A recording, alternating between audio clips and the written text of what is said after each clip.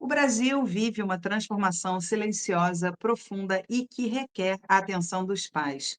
Crianças e adolescentes estão cada vez mais conectados às telas e às redes sociais. Segundo dados do Ministério da Saúde, 93% dos jovens entre 9 e 17 anos já usam a internet regularmente.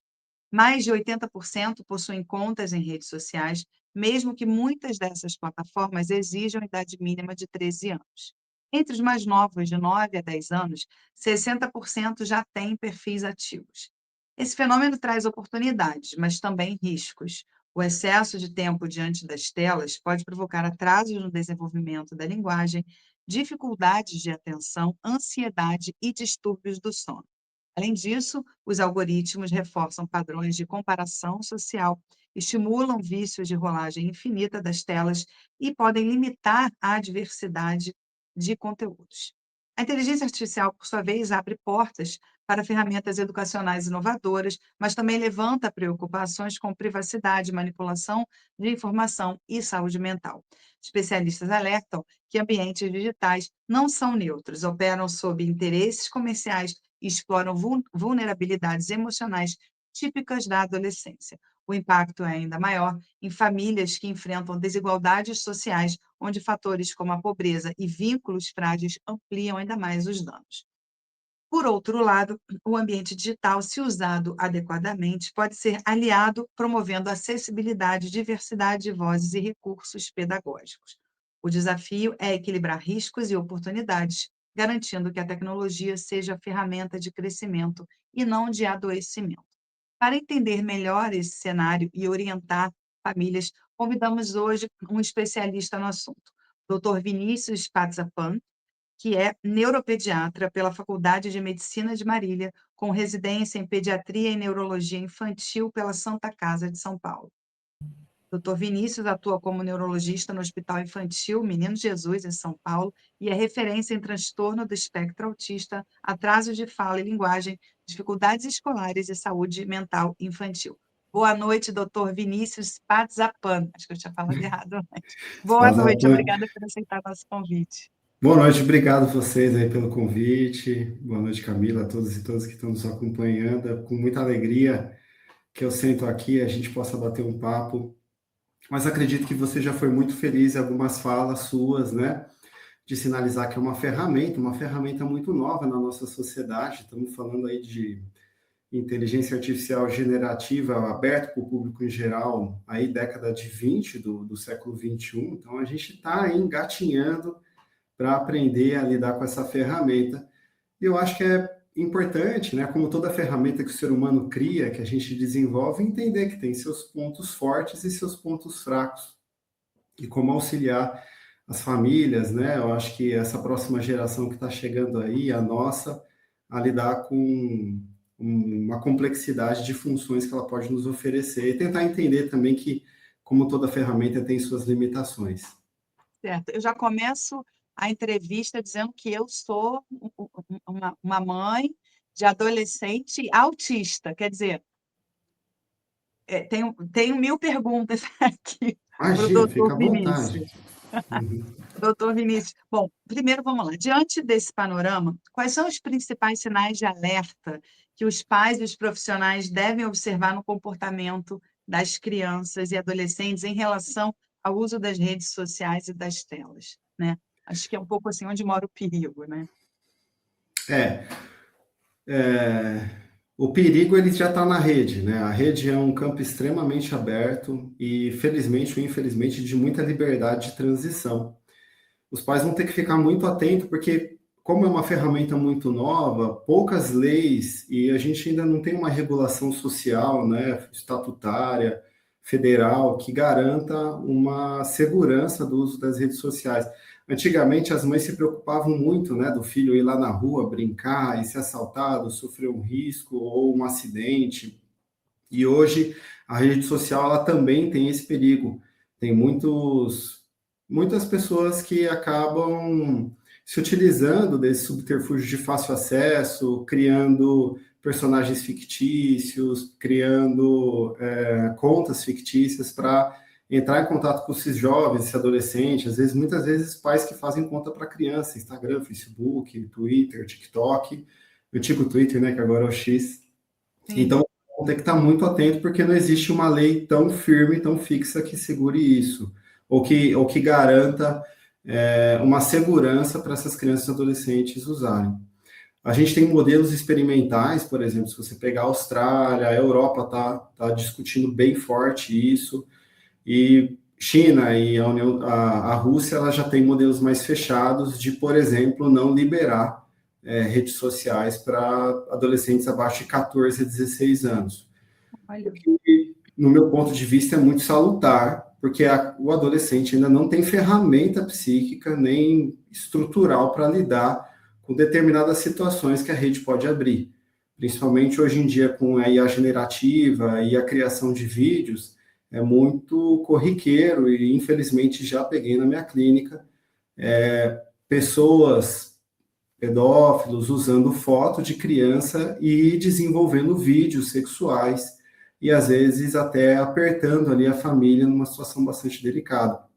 Então parece extremamente seguro, né? Aquela ideia de tipo, vou dar o celular aqui para o meu filho, tá aqui, eu estou olhando, mas se não tiver essa curadoria muito presente, o tiro pode sair no pé sim, e as famílias deveriam estar muito atentas, até por outras consequências não muito positivas, que é o risco de dependência. Então, a tela é um risco de dependência, sim. Esse ambiente ele é criado para a gente ficar firme nele, né? Não, tem vários estudos sobre rolagem, estudos sim. sobre informações ligadas uma atrás da outra, né? Hoje em dia, até o Netflix Prime, né? Esses YouTubes, vai já gerando um conteúdo atrás do outro, até para o adolescente, a criança ficar preso lá. Então, os pais vão ter que ficar muito atentos nessa curadoria, ficar atento à questão de tempo e negociar familiarmente regras e condutas para lidar com essa nova tecnologia que, infelizmente, a gente não sabe muito bem como lidar. Tá? Ainda real é Pois essa. é, pois é, eu ia perguntar depois sobre isso, mas acho que já que a gente está falando, né, sobre a rede social, assim, a impressão que a gente tem é que eles estão tomando providências, né? Vira e mexe, você Uhum. vai falar que o TikTok agora tem isso, uma proteção, que tal, que o Instagram também, parará. Mas na prática, eu não vejo grandes mudanças. Eu estou enganada? Não, Camila, muito pouco. É, eles são pressionados muitas vezes, até, né, já teve discussão no STF relacionado às redes sociais, teve até aquela, acho que no governo passado, aquele grupo de fake news, né, que estava, o grupo de desverdades, né, mas falta ainda um peso, acho que falta uma organização do movimento social, de escolas, terapeutas, até o CFM, pressionar para que ocorra, de fato, uma legislação, um controle ético com relação às redes sociais. E eu vou ser bem sincero, assim, meu ponto de vista que eu defendo é 16 anos menos não participar das redes sociais, de Instagram, não participar de fato, assim, ter um cuidado muito carinhoso. Embora, assim, veja, tem um lado super positivo, né? Eu tendo pacientes adolescentes que fazem suas amizades no Instagram, né? Eu lembro quando lançou o Orkut, tinha as comunidades de rock, as comunidades de samba, né? Então eram comunidades super legais, mas hoje se precisa criar uma legislação mais forte, uma investigação mais forte para que esse ambiente também possa ser garantido como segurança. E é tão difícil, né, você mensurar, né, que prejuízos, né, eu digo assim, para a mãe mesmo, né, no meu caso, o meu adolescente, que é um autista muito sociável, muito extrovertido, que adora mostrar o dia a dia dele e tal, é muito difícil, né, porque em vários momentos eu pensei: "Não, vamos parar com isso". Mas, por outro lado, ele tem uma vida social comprometida, ele não é Sim, convidado como os outros adolescentes. Então, assim, sim, ele vai ao Maracanã, ele filma, né, eu tô aqui no Rio, "Ai, vai ao Maracanã", aí as pessoas falam: "Adriana, não, não mostra isso e tal", mas já tá, né, ele já tem vontade própria e ele sim, sabe mexer, ele tem essa coisa da tecnologia. Então é tão difícil, né. Por sim. outro lado, estou lembrando também aí, né, do que você está falando sobre as redes sociais, mas também tem o YouTube, né, que parece inofensivo quando você Uhum. está ali controlando coisa de desenho. E aí um dia eu peguei meu filho bem menor, assim, vendo, era uma coisa da Pepa, né? Pepa, Galinha Pintadinha, mas era um tal de YouTube Poop. Era um negócio, assim, bizarro, bizarro. São só Sim. vídeos. Você está vendo a Pepa e de repente a Pepa vira vem aqueles Ah, tá. efeitos, sabe? Aqueles Tá. negócios, assim, tudo errado. É a Pepa falando palavrão, xingando. Sim. E aí, quando eu descobri, eu falei, de onde você está falando isso, né? Ele veio um susto, porque eu achei que era inofensivo, né? Que ele estava Sim. vendo os vídeos da. Mas são esses, eu acho que assim, tem esses, o ponto de vista que eu vou levantar é que assim, a rede social ela vai trazer essas questões, até porque a vida traz isso também, né?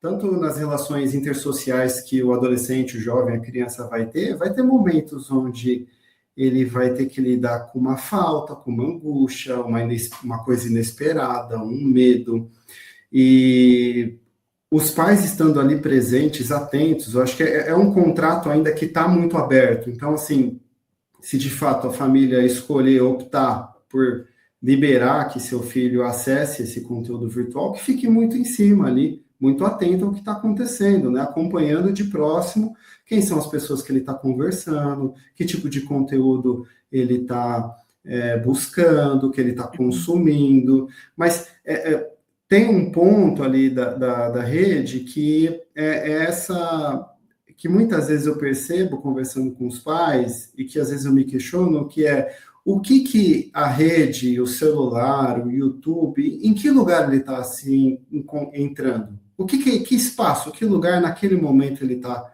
tá ocupando? Porque se de fato ele está ocupando um lugar de lazer, de brincadeira, ele está vendo um videozinho de gatinho, está dando risada, está se divertindo, isso não é um grande problema. Agora, se ele não, ele está entrando no lugar da falta de lidar com o tédio, a falta de lidar com o ócio, com a falta de lidar com a espera, não saber lidar com a angústia, né? Como muitas vezes a gente vai lá, às vezes vai num restaurante, senta e tá lá as crianças no celular porque não pode incomodar, porque não pode sair ali da mesa. Então, aí começa-se uma discussão um pouco mais delicada, né? Tem outras discussões que tem que avaliar, ele está lá filmando ele mesmo, ok, para os amigos dele, ou ele está postando, mas o que ele está produzindo ali por detrás, mas também conversar, né? Eu acho que a rede social, ela está entrando, e principalmente a inteligência artificial, mais profundamente, entra num lugar da dificuldade da gente não lidar com o não saber, não lidar com o ócio, com a espera, com essa angústia do tipo, eu vi uma informação, eu já tenho que saber sobre aquela informação. E aí, o que vai ser para essa próxima molecada? Porque, assim, na minha época era a Barça. Tinha que Na acordar e minha lá, também. né? Você também? Na minha Nossa, era a também. Barça. Eu lembro do rapaz indo na porta de casa batendo e querendo vender Vender. a Barça. E aí tinha que comprar. Então você tinha que pegar a Barça, né? Ou então ir na biblioteca do município. Olha o tempo, né? O tempo que você tinha para chegar até aquele conhecimento. Tinha que ir Sim. lá buscar, ler, voltar.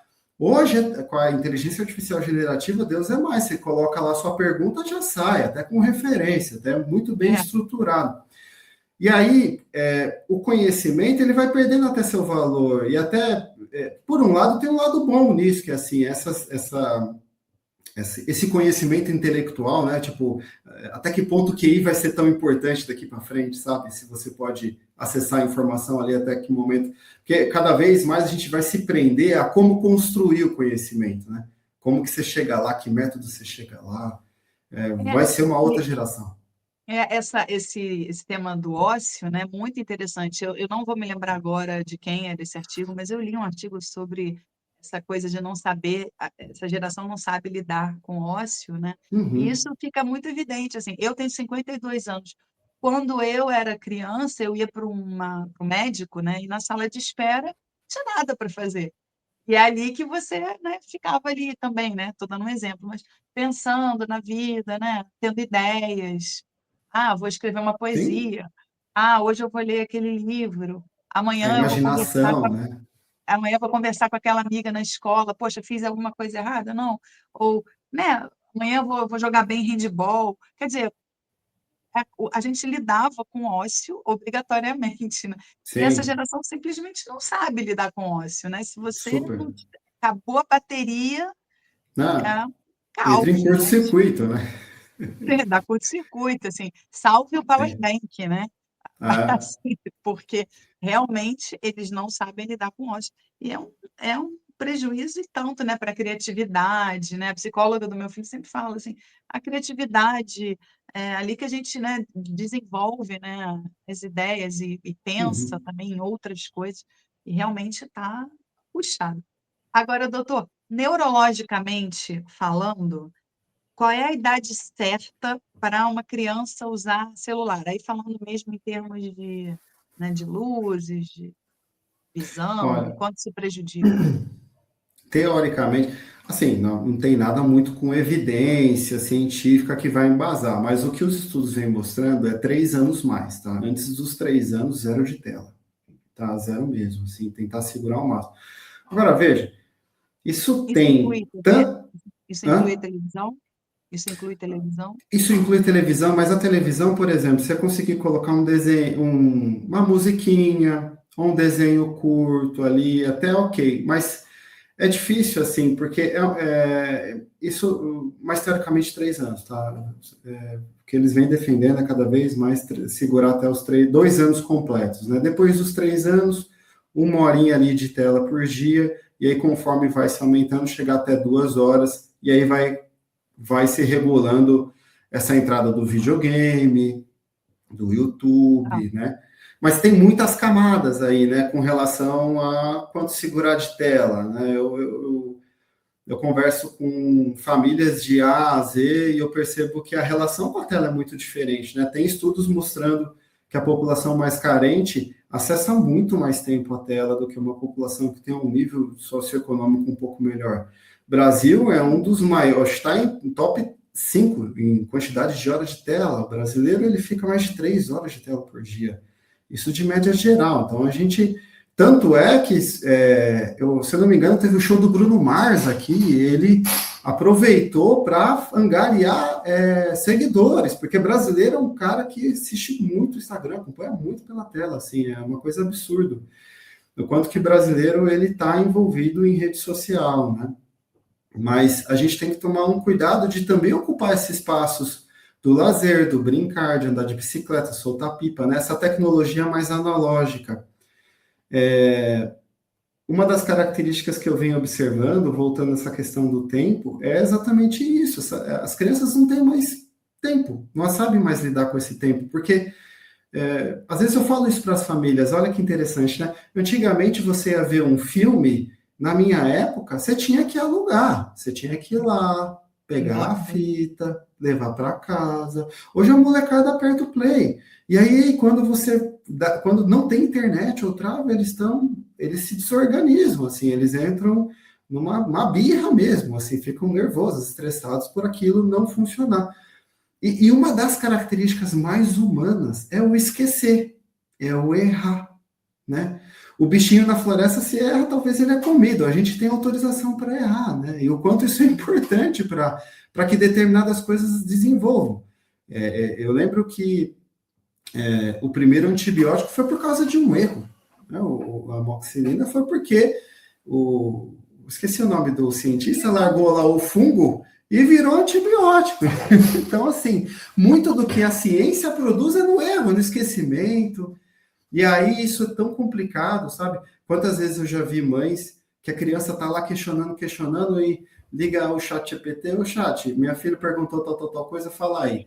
Acabou a dúvida, entende? É Acabou o cientista que havia ali, o chato do porquê, sabe?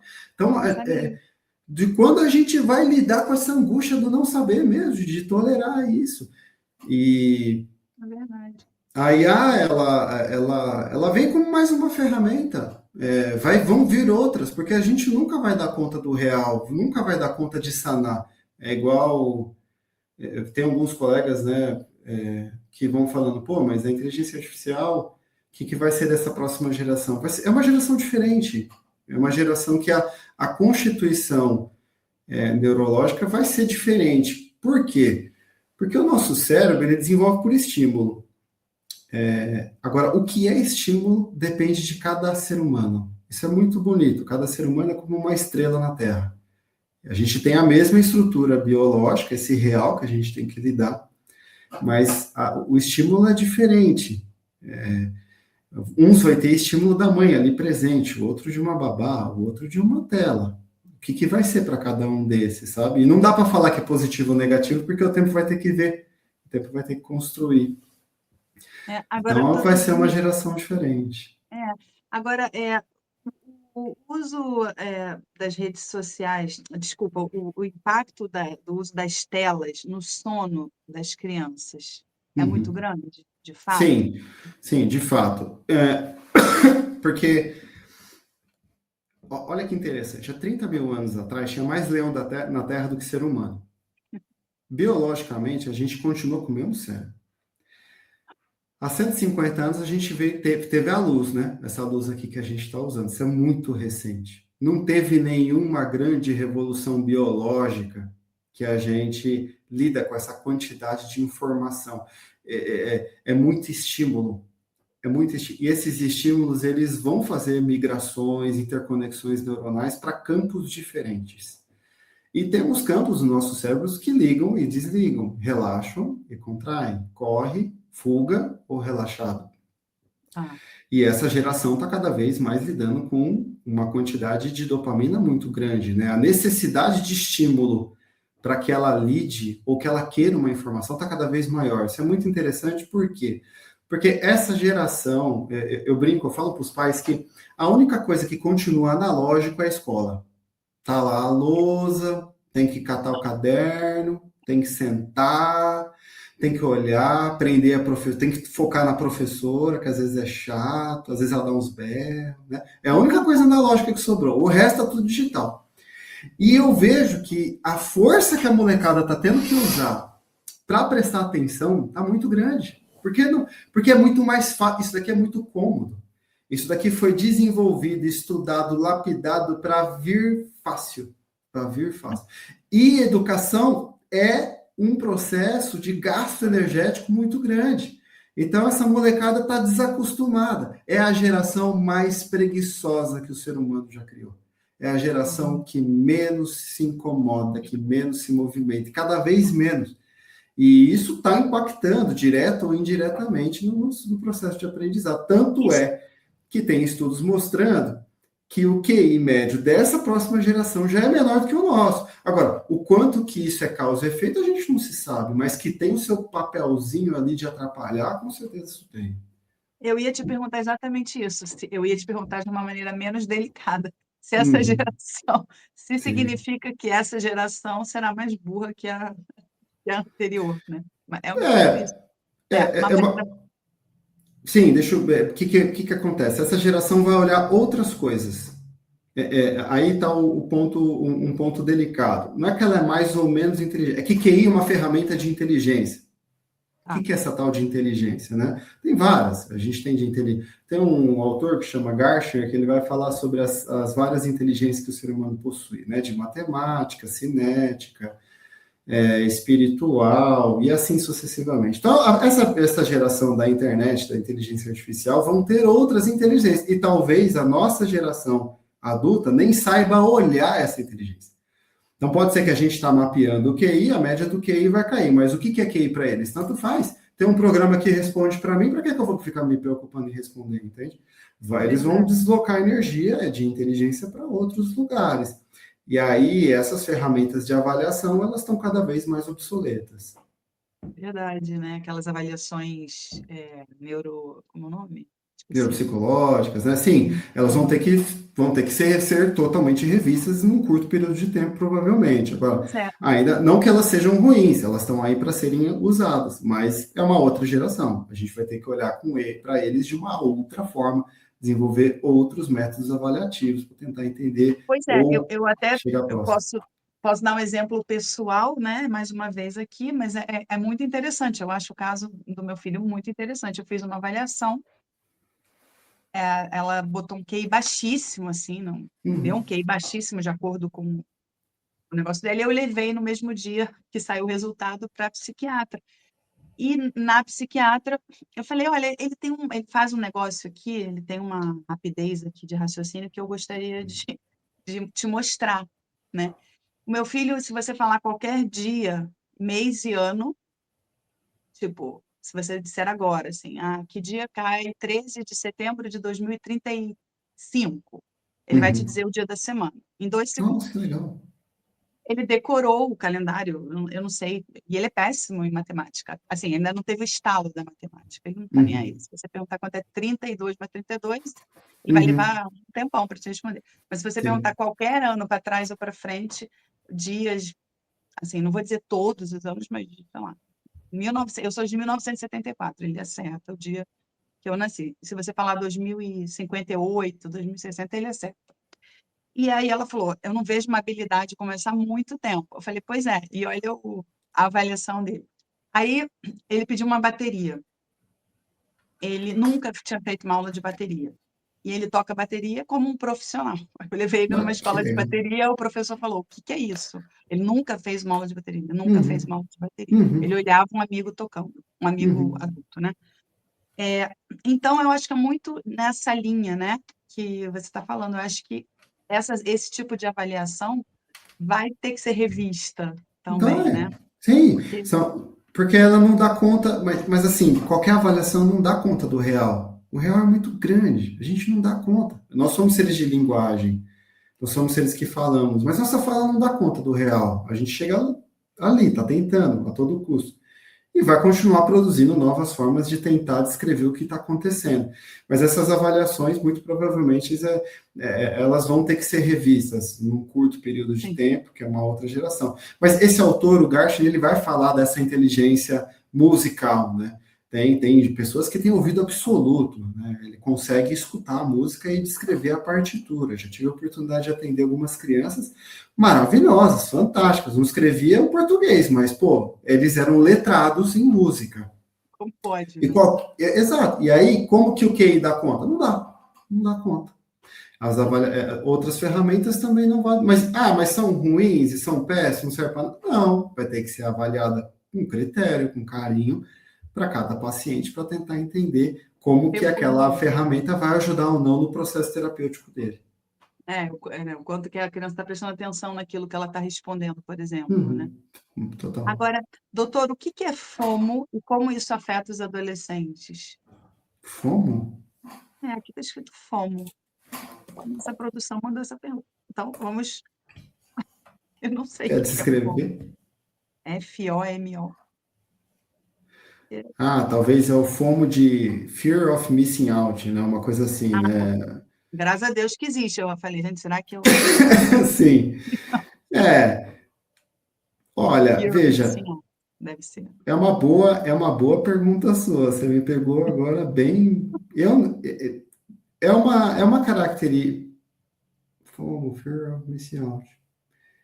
Veja, Não, a gente eu toca diria nisso. que todos nós temos medos de desaparecer, né? De deixar de ser curtido, de ser lembrado ou visto. A gente só desloca para a tela, né? A gente vai deslocando esses anseios, esses medos humanos para os outros locais, né? As outras formas da gente apresentar esse teatro da vida, né? Sim. Agora, doutor, outra coisa importante, a autoestima, né? De que forma o uso das redes sociais tem afetado a autoestima das crianças e dos adolescentes?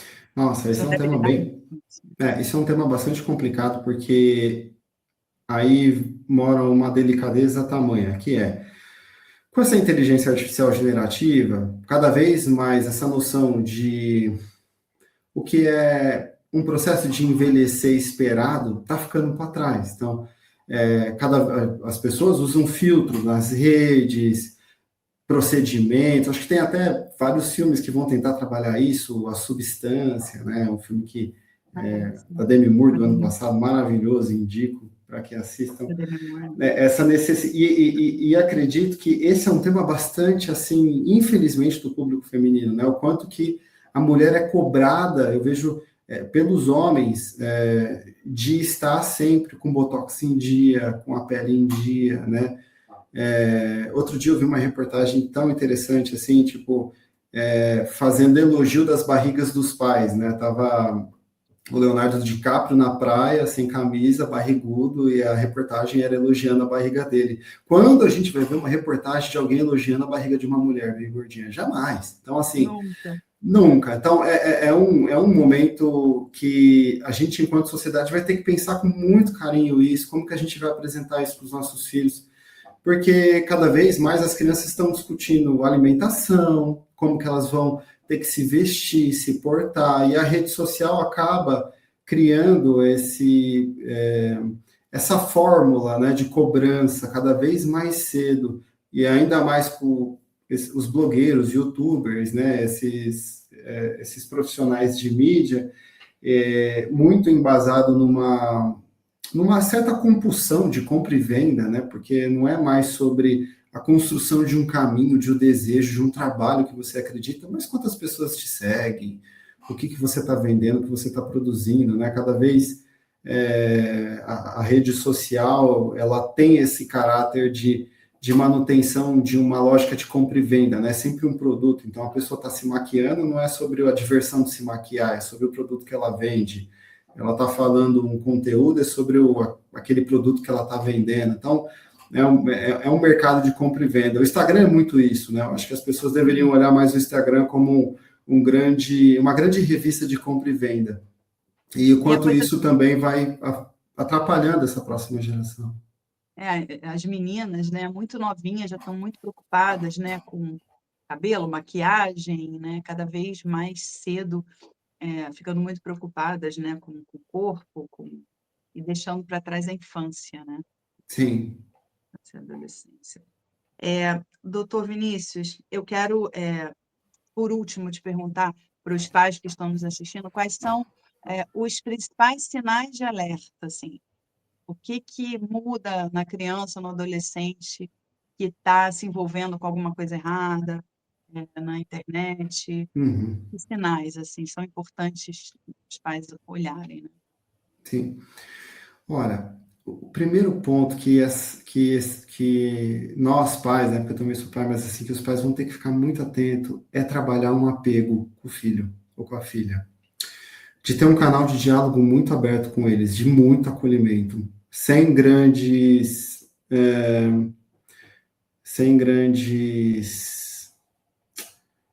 julgamentos, e, lógico, com um olhar muito atento e carinhoso de educar, de ensinar, mas de ter um trânsito muito aberto para que essa geração possa conversar com esses pais.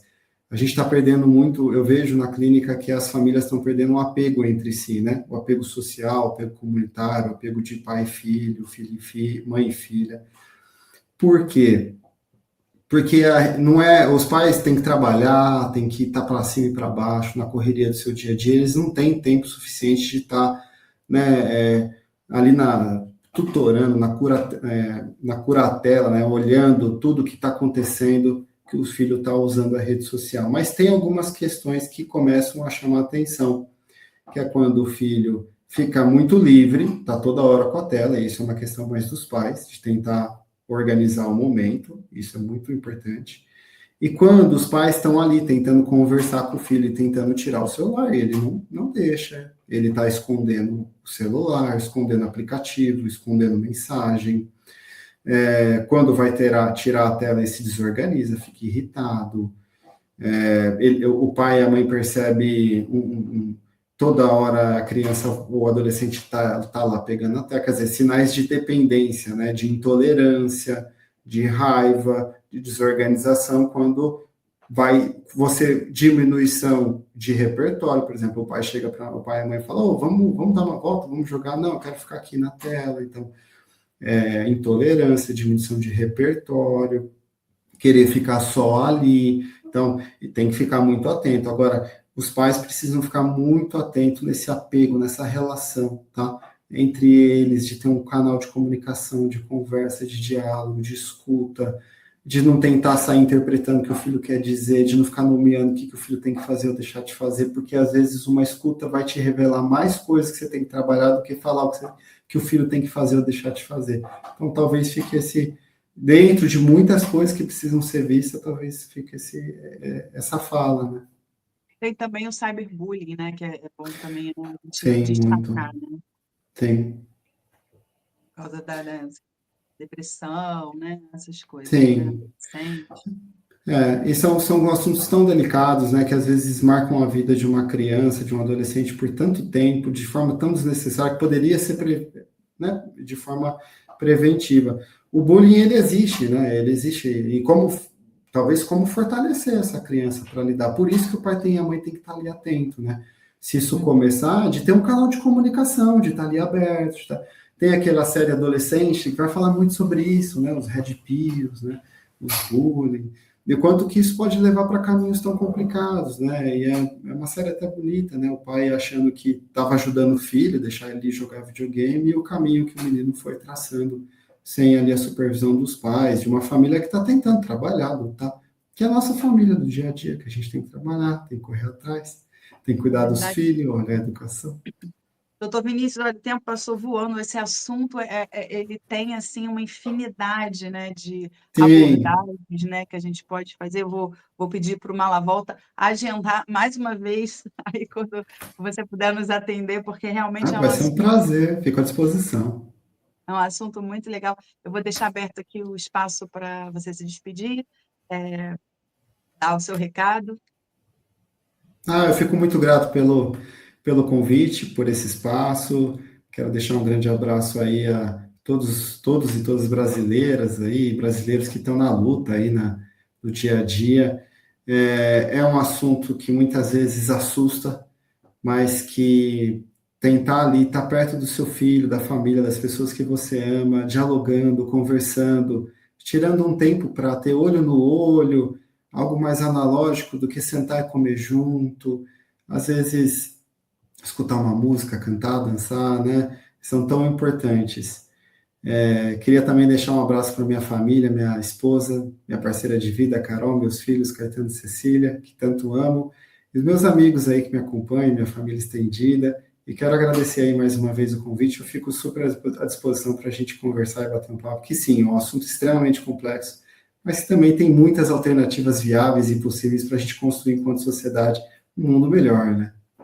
Com certeza. Doutor Vinícius, muito obrigada pela sua participação. Então, até uma próxima oportunidade e obrigada. Até logo. Até, um abraço, tchau, tchau, boa noite.